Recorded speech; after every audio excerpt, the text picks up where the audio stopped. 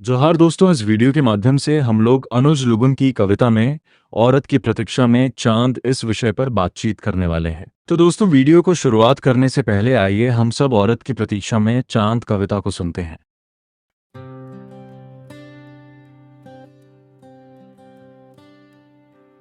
औरत की प्रतीक्षा में चांद। उस रात आसमान को एकटक ताकते हुए वो जमीन पर अपने बच्चों और पति के साथ लेटी हुई थी।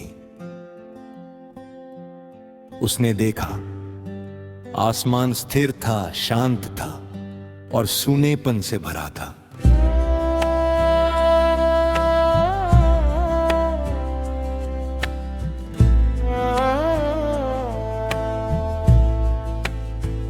तब वह कुछ सोचकर उठी। अपनी चूड़ियां, बालियां, बिंदी और थोड़ा सा काजल उसके बदन पर टांक आई और आसमान पहले से ज्यादा सुंदर हो गया।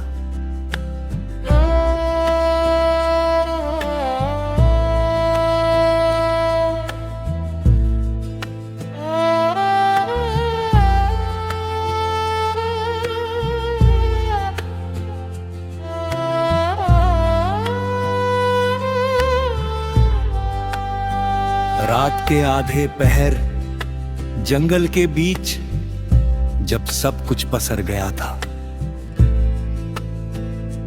पहाड़ियों की तलहटी में बसे इस गांव से गुजरती हवाओं को वो अपने बच्चों और पति के लिए तराश रही थी। उसी समय चांद उसके पास चुपके से आया और बोला, सुनो, 1000 साल से ज्यादा हो गए एक ही तरह से उठते, बैठते, चलते, खाते, पीते और बतियाते हुए। तुम्हारा हुनर मुझे नए तरीके से सुंदर और जीवंत करेगा।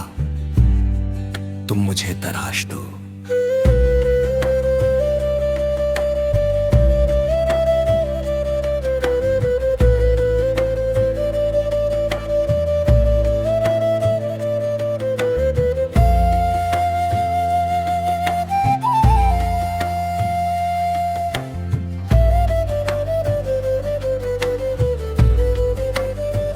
ये औरत अपने बच्चों और पति की ओर देखकर बोली,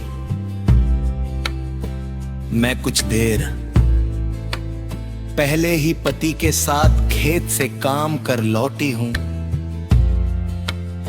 और अभी अभी अपने बच्चों और पति को सुलाई हूं। सब सो रहे हैं, अब मुझे घर की पहरेदारी करनी है। इसलिए जब मैं खाली हो जाऊं तब तुम्हारा काम कर दूंगी। अभी तुम जाओ। और चांद चला गया।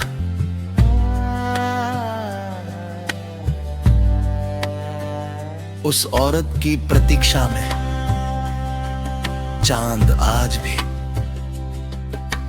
उस औरत की प्रतीक्षा में है।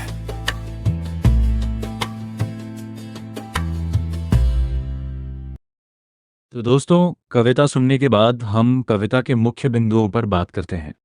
अनुज लुगुन की कविता औरत की प्रतीक्षा में चांद स्त्री जीवन की जटिलताओं, श्रम और त्याग को अत्यंत प्रतीकात्मक एवं संवेदनशील ढंग से प्रस्तुत करती है। इस कविता में चांद एक ऐसे सौंदर्य और सृजन का प्रतीक है जो स्त्री के स्पर्श से और अधिक जीवंत और पूर्ण होना चाहता है। वहीं स्त्री यहाँ केवल सौंदर्य की सर्जक नहीं, बल्कि परिवार और जिम्मेदारियों में निरंतर उलझी हुई एक कर्मठ व्यक्तित्व के रूप में सामने आती है। कवि ने प्रकृति, आकाश, चांद, हवा के माध्यम से स्त्री के जीवन की गहराई को उजागर किया है। ये कविता इस बात को रेखांकित करती है कि स्त्री का श्रम अक्सर अदृश्य रहता है, फिर भी वही जीवन को सुंदर और संतुलित बनाता है। चांद का प्रतीक्षा करना उस अधूरे सौंदर्य का संकेत है जो तब तक पूर्ण नहीं हो सकता जब तक स्त्री को अपने लिए समय और स्थान न मिले। इस प्रकार कविता स्त्री के महत्व, उसकी उपेक्षा और उसके अविराम संघर्ष को उजागर करती है। कविता औरत की प्रतीक्षा में चांद में कवि ने एक ग्रामीण स्त्री के जीवन को अत्यंत मार्मिक और प्रतीकात्मक रूप में चित्रित किया है। कविता की शुरुआत में स्त्री अपने बच्चों और पति के साथ जमीन पर लेटी हुई आकाश को देख रही है। वह आकाश को सूना और नीरस पाती है। तब वह अपनी चूड़ियां, बालियां, बिंदी और काजल जैसे श्रृंगार के प्रतीकों को आकाश पर टाक देती है। इस क्रिया के माध्यम से वह आकाश को सुंदर बना देती है। यहाँ यह स्पष्ट होता है कि स्त्री में सृजन और सौंदर्य की अद्भुत क्षमता होती है, जो निर्जीव को भी जीवंत बना सकती है।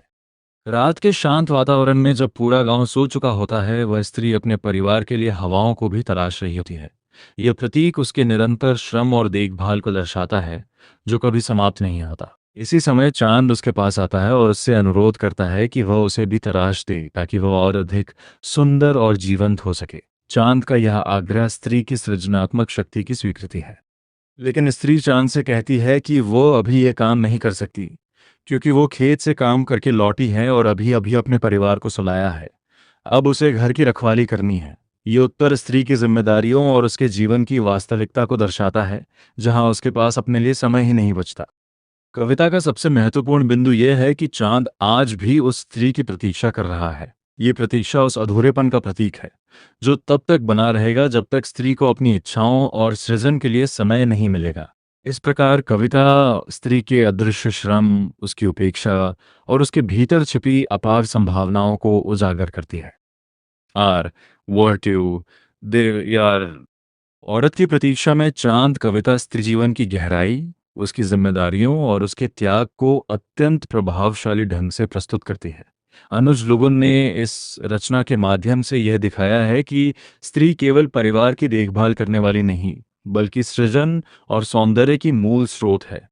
कविता का केंद्रीय संदेश यह है कि समाज में स्त्री के श्रम और योगदान को अक्सर अनदेखा किया जाता है, जबकि वही जीवन को संतुलित और सुंदर बनाती है। चांद की प्रतीक्षा इस बात का प्रतीक है कि स्त्री की रचनात्मकता और उसकी इच्छाएं अधूरी रह जाती हैं।